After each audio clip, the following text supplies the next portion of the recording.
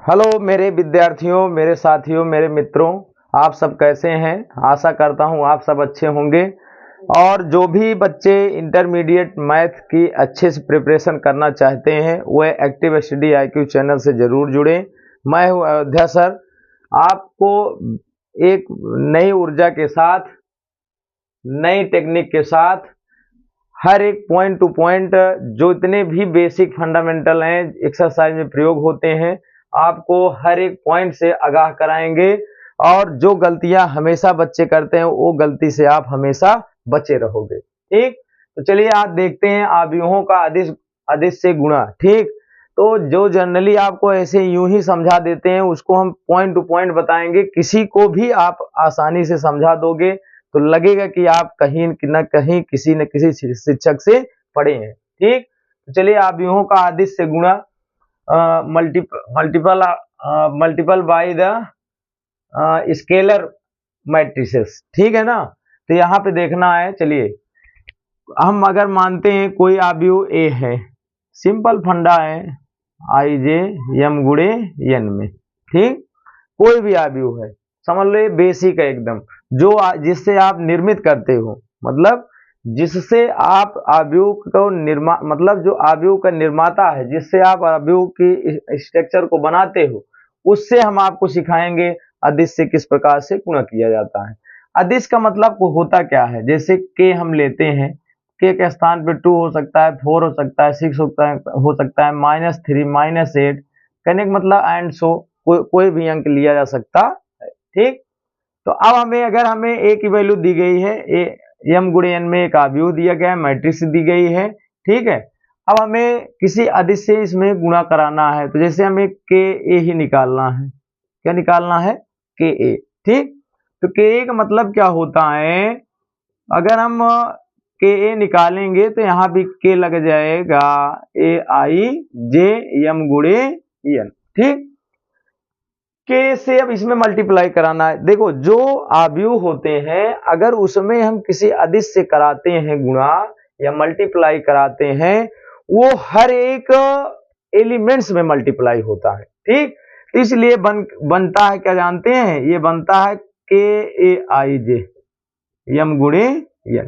तो यही होता है इसका। अगर KA निकालना है तो आप 100% निसंकोच, बिना किसी से पूछे, बिना किसी से समझे, अब याद रखना, करना क्या है कि आव्यूह के प्रत्येक एलिमेंट्स में उस अंक का मल्टीप्लाई होगा।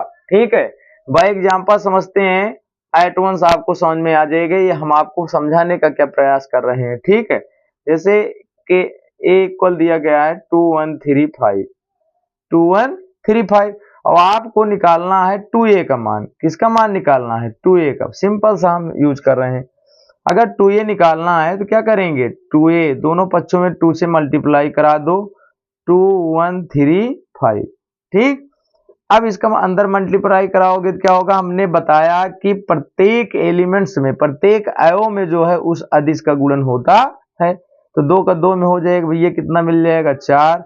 2 का 1 में होगा 2, 2 का 3 में होगा 6, 2 का 5 में होगा 10। तो 2A की वैल्यू क्या मिल जाएगी आपको, 4 2 6 10। ठीक है, तो कहने का मतलब क्या हुआ, इससे अब आप निष्कर्ष निकाल चुके होंगे।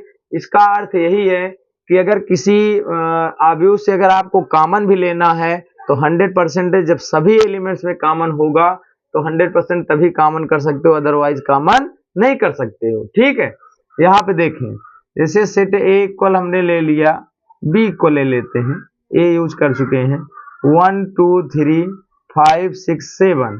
ठीक, अब हमें अगर आपको निकालना है 3A की वैल्यू चाहिए। किसकी वैल्यू चाहिए? 3A की। तो 3B। ठीक, B माने हैं, तो 3B का मतलब हुआ आप दोनों तरफ 3 से मल्टीप्लाई करा दो, तो 1 2 3 5 6 7। ठीक, तो आप क्या करेंगे, 3 से मल्टीप्लाई कराओ, 3 1 जा 3, 3 2 जा 6, 3 3 जा 9, 3 5 जा 15, 3 6 जा 18, 3 7 जा 31, 21। ठीक, यही हो जाएगा आपका 3A का मान। ठीक, तो ये क्या हुआ, आव्यूहों का अदिश से गुणा, मतलब आपको A और B का मान दे देते हैं तो आपसे पूछते हैं 5A - 2B का मान बताओ, या 5b माइनस 2c का मान बताओ, या आपको पूछ लेते हैं 5b 2c माइनस 2a का मान। कहने का मतलब इस प्रकार से आपसे क्वेश्चन पूछे जाते हैं। ठीक, यानी ए बी का मान दिया है तो इस तरह से पूछ सकता है, बी सी का मान दिया है इस तरह से पूछ सकता है, ए बी सी 3 अवयव दिए हैं। ठीक है, तो इस प्रकार से आपसे क्वेश्चन पूछ सकता है। अंतर इतना है, योग और अंतर जब भी रहेगा आपको बताए हैं, योग और अंतर तभी होगा जब कोटियां समान रहेंगी। और जो बच्चे पिछले वीडियो को सही से नहीं देख पाए हैं, पिछले इसके और बेसिक फंडामेंटल को नहीं देख पाए हैं, वो हमारे चैनल पर उपलब्ध है। आप वीडियो को हर जगह मतलब प्लेलिस्ट भी बनाई गई है 10th और 12th के नाम से, ठीक है, मैथ स्पेशल। तो वहां से आप हर एक वीडियो को क्रम से सीरियल वाइज आप मतलब देख सकते हैं। ठीक, चलिए देखते हैं आगे। चलिए देखते हैं, एक बेहतरीन सा टॉपिक है अवयवों का गुणन। अभी आप सीख रहे थे अचर का अवयव में गुणा किस प्रकार से कराएं। अब दो अवयवों को मतलब गुणा आपस में किस प्रकार से किया जाता है, ये आपका इम्पोर्टेंट टॉपिक है। इम्पोर्टेंट तो सभी है, लेकिन ये मतलब आपको 100% आना चाहिए। अगर ये नहीं आया तो समझ लो आप बहुत पीछे हैं। अवयव के कोई भी टॉपिक आपको समझ में नहीं आने वाला है, या कहने का मतलब है कोई भी फंक्शन को आप सॉल्व नहीं कर सकते हो। इसलिए अवयवों का गुणन जरूर देखिए और वीडियो को स्किप ना करिए, और इसके सभी फैक्ट आपको बताने वाले हैं, कब संभव होगा गुणन, कब संभव नहीं होगा। ठीक है, इस सब की जानकारी के लिए वीडियो के अंत तक आपको बना रहना जरूरी है। तो चलिए देखते हैं क्या होता है। ठीक, तो यहाँ पे लिख लीजिए, माना दो अवयव हम लेते हैं, दो अवयव लेते हैं। यहाँ पे क्या होना चाहिए, हमने मान लिया ए और बी। ठीक, दो अवयव ए और बी हैं। ठीक, इसका गुणा क्या हो सकता है, इसका गुणन दो स्थिति में हो सकता है। क्या हो सकता है, इसका गुणन 2 पॉइंट बन सकते हैं, या तो आप ए बी निकाल सकते हो, या दूसरा पॉइंट आप कह सकते हो बी ए। दो ही स्थिति बनेगी। ए और बी दो अलग अलग अवयव हैं, या तो उसका गुणन क्या बन सकता है, या तो ए बी या तो बी ए। दो ही चांस है, क्योंकि ये क्रम विनिमय है। क्रम विनिमय के हिसाब से आप जानते हैं ए बी या बी ए आप लिख सकते हैं। ठीक, अब देखना है क्या ए बी और बी ए किस प्रकार से संभव हो सकते हैं कि नहीं हो सकते। ये दोनों केस हैं, संभव भी होता है और नहीं भी होता है। ठीक है, अपनी मनमानी ऐसे मतलब अवयव में गुणा के साथ अपनी मनमानी नहीं कर सकते हो। ठीक है, तो चलिए देखते हैं इसका रीजन क्या है, कैसे आपको समझना है। ठीक है, तो इसका एक पॉइंट होता है जांच के लिए। ठीक, ए बी संभव है, बी ए संभव है, नहीं संभव, उसके लिए आपको पॉइंट है, उसी को आपको याद रखना है। देखिए ए बी निकालना है, सपोज करो जैसे हमें ए बी निकालना है, तो आपको अवयव ए में, ठीक है, यहां लिख दे रहे हैं अवयव, ताकि आपको समस्या ना हो। कभी भी रिवर्स करके वीडियो को आप आसानी से समझ सकते हो बाद में भी। ठीक है, अवयव ए में आपको चेक करना है स्तंभों की संख्या।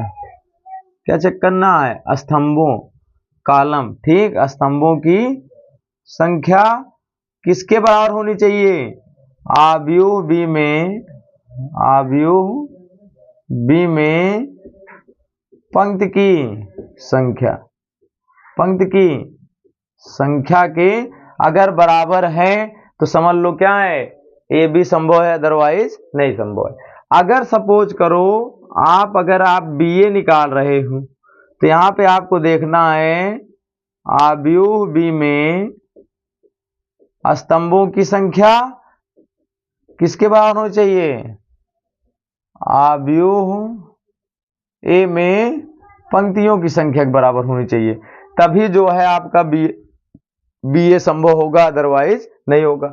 अब आप सोच रहे होंगे स्तंभों की संख्या, पंक्ति संख्या क्या सर बताए पड़े हुए हैं, कुछ समझ में नहीं आ रहा है। तो अभी आपको नहीं समझ में आ रहा है, तो चलिए अब आपको हम ले चलते हैं एग्जाम्पल पर।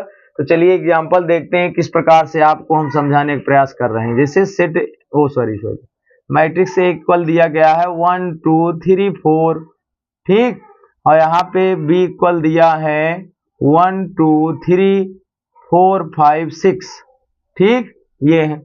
अब यहाँ पे देखना है ये कितने में है, 2 into 2 में है, कोटि का आर्डर में है, और इसमें कितना है 1 2, 2 into 1 2 3 3, ठीक। तो ये किस कोटि का है, देखो 2 गुणे 2 में है, 2 गुणे 3 में है, ठीक। अब आपको चेक करना है क्या ए बी संभव है, यहाँ पे question mark question mark question mark. तो आपको चेक करना है क्या ए बी संभव है, क्या ए बी इसका संभव है। ए बी संभव होने का मतलब क्या है, हमने बताया अगर ए बी है तो ए में पहले स्तंभ की संख्या चेक करो। ए में स्तंभ की संख्या कितनी है, 1 2। अब बी में क्या चेक करना है, फिर बी में पंक्ति की संख्या चेक करना है। ये पंक्ति संख्या 1 और 2, यानी 2 स्तंभ है 2 पंक्ति है।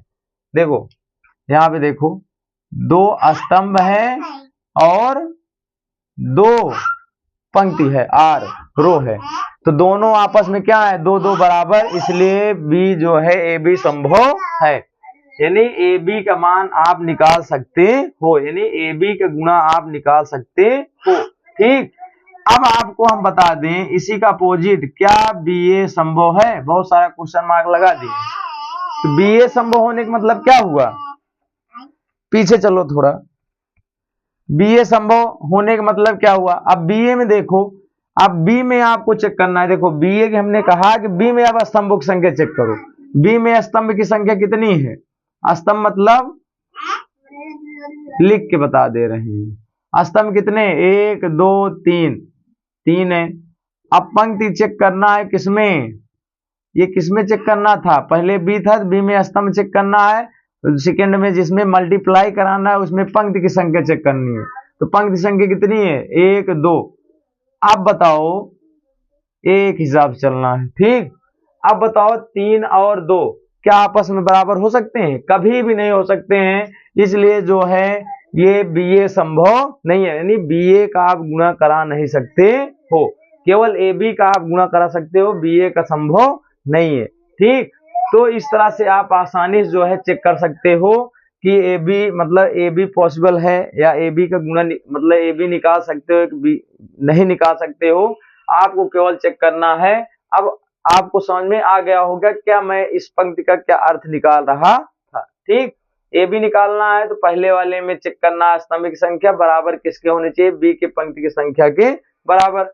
उसी तरह बी ए है, बी से ए में करा, बी में स्तंभ की संख्या चेक करना है, फिर ए में आव्यूह की संख्या, आव्यूह ए में जो है पंक्ति की संख्या। अगर दोनों बराबर हैं तभी जो है आप मल्टीप्लाई करा सकते हो आव्यूहों का, अदरवाइज नहीं करा सकते हो, ठीक। तो इस पर जो है अब आपको जितने फंडामेंटल से इस एक्सरसाइज से हम बता चुके हैं, नेक्स्ट आपको लेके आएंगे तड़कता भड़कता जो जितना भी क्वेश्चन है एक्सरसाइज 3.2 के, बहुत ही बेहतरीन तरीके से आपको बताएंगे। वीडियो के अंत तक जरूर बने रहना। या जो भी बच्चे भी नए जुड़ रहे हैं उनसे भी निवेदन है कि ज्यादा से ज्यादा वीडियो को शेयर करो, और ऐसे कंटेंट आपको किसी पोर्टल मिलने वाला नहीं है। बेशक हम नॉर्मल हैं लेकिन कभी न कभी हम भी आप सबकी तरह फेमस होंगे, तो कोशिश करिए 100% आपको एक एक पॉइंट टू पॉइंट आपको बताएंगे यहाँ पे, ठीक है। इसी के साथ लेते हैं विदा, जय हिंद जय भारत।